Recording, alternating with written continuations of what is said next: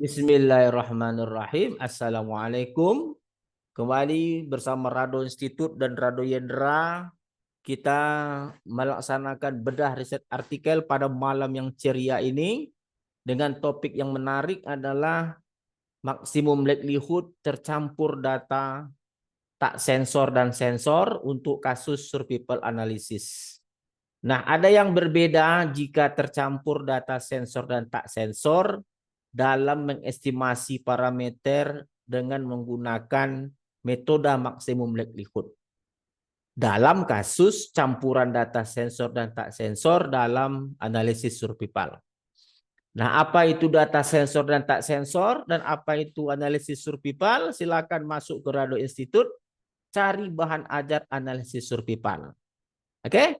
Kita telah kupas tuntas terutama hampir 90% dari buku statistical method for survival atau analysis. Oke? Nah, coba kita buka buku kita. Kita coba lihat buku basic, kita lihat buku kita. Nah, ini.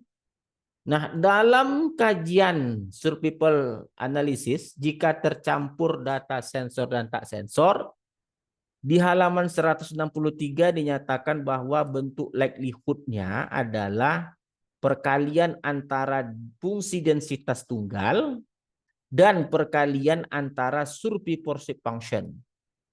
Nah, di sini beda. Ada fungsi densitas, ada survivor function. Fungsi densitas menggunakan data tak sensor, survivor function menggunakan data sensor.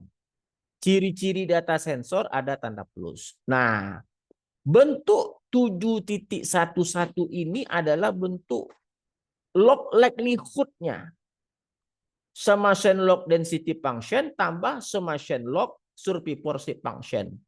Ingat, density digunakan untuk data tak sensor, sedangkan summation log survivor function menggunakan data sensor.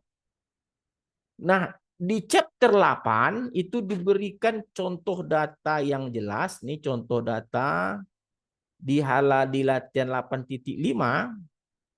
Di sini diberikan data campuran antara sensor dan tak sensor. Nah, ini ada data 85 nih. Dapat Anda lihat halaman 220 ada 28 pasien penyakit kanker. Ada yang data tidak menggunakan plus itu tidak sensor, yang menggunakan plus itu data sensor. Ingat, data tidak sensor ini nanti menggunakan density function-nya, dan data yang menggunakan tanda plus itu survivor function-nya. Ini data halaman 85. Nah, kalau kita lihat soal latihan pada latihan bab 7, terutama nomor 7.3, ada halaman 7.3, mau kita lihat. Nah, ini 7.3 nomor nih. Diberikan data 85 seperti tadi.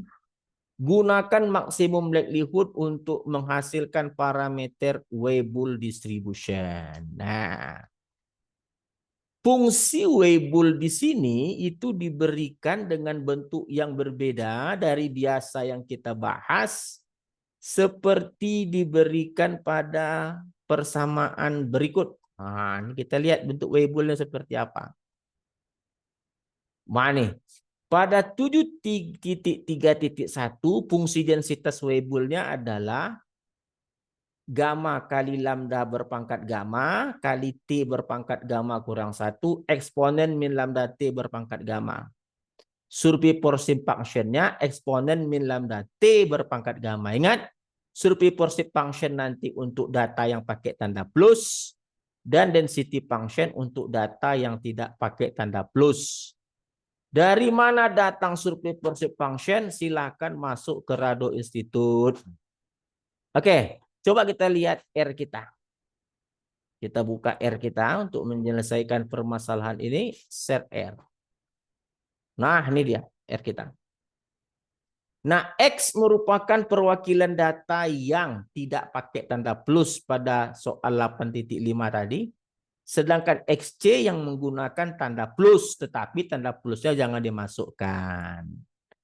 Lalu karanglah log likelihood-nya dengan menggunakan X, ini X, summation log. Nah, ini untuk summation log fungsi densitas. Ingat tadi halaman 163 tadi. Summation log FT dan summation log survivorship function. Summation log survivorship function. Menggunakan XC. Nah, ini XC. Karena tadi survivorship function adalah untuk data yang menggunakan tanda plus. Jadi mudah saja. Kita run, coba kita run sama-sama. Kita run. Kita kembali. Nah, ini selesai. Ini log likelihood jalan. Kita gunakan optim untuk memanggilnya. Optim. Nilai awalnya gamma 1, lambda 1. Kita beri nama survival variable. Kita run survival variable. Right? Kita coba ketik, panggil hasilnya survival. Caps lock survival. Nah, ini dia. Kita peroleh parameter 1 tadi gamma adalah 2,04 dan lambda 0,05. Konvergen 0 dan minus likelihood-nya adalah 60,88. Kecil, bagus sekali. Jadi kalau begitu dapat kita bayangkan apa yang kita pelajari selama ini sangat berguna untuk kuliah lain, survival analysis, tapi tentu tekniknya harus hati-hati. Contoh misalnya bagaimana memikirkan, membedakan data antara data tak sensor dengan data sensor itu harus jelas. Dan log likelihood-nya harus jelas, summation log density. Nah, kalau summation log kita pakai data X. Nah, ini X. Ini X. Karena dia datanya data tak sensor. Tetapi summation log survivorship function kita pakai XC. Nah, kita pakai XC. Itu untuk data yang sensor atau yang pakai tanda plus tadi. Jadi kalau begitu kita tinggal run saja, kita run. Nah, kita run. Tinggal ketik hasilnya survey survival variable. Kita otomatis directly mendapat parameter yang diinginkan dalam soal. Jadi perbincangan malam ini itu luar biasa. Apa yang telah kita bahas sebelum-sebelumnya itu ternyata bermanfaat untuk hal-hal lain. Tanpa kita sadari kita telah melakukan hal-hal yang rumit di awal untuk mendapatkan, memanfaatkan dengan mudah pada kasus-kasus berikutnya. Oke, jumpa lagi bersama Rado Institute untuk teori-teori lainnya. Assalamualaikum warahmatullahi wabarakatuh.